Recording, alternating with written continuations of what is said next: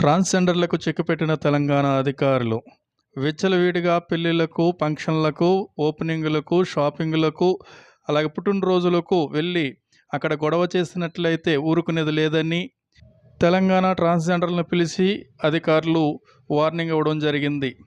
ఈసారికి నేను వదిలిపెడుతున్నాను, ఇకపై ఇలా జరిగితే గనక కఠిన చర్యలు తీసుకుంటానని తెలియచేసిన అధికారులు.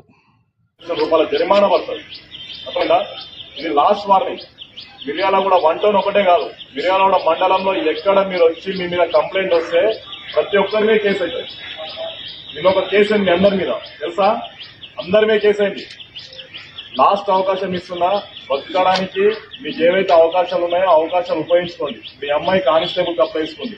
మీకు ఇంకేమైనా అవకాశాలు ఉంటే అవకాశాలు తీసుకోండి తప్ప అని ఒకరి ఇంటికి పోయి వాళ్ళ హక్కులను భంగం పరచకుండా మీరు డబ్బులు వసూలు చేసేది కరెక్ట్ కాదు. ఎక్స్ట్రాషన్ అంటారు దాన్ని.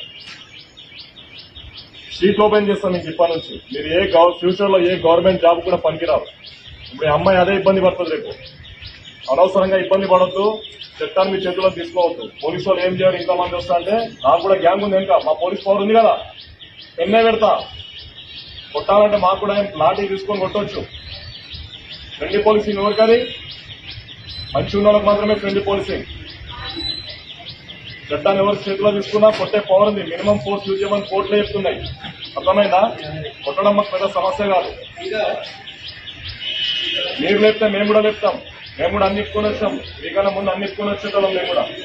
ఇవన్నీ తమాషాలు లేదు. నెక్స్ట్ టైం చట్టం అంటే చట్టానికి అనుగుణంగా ఉండాలి. అందరికీ చట్టం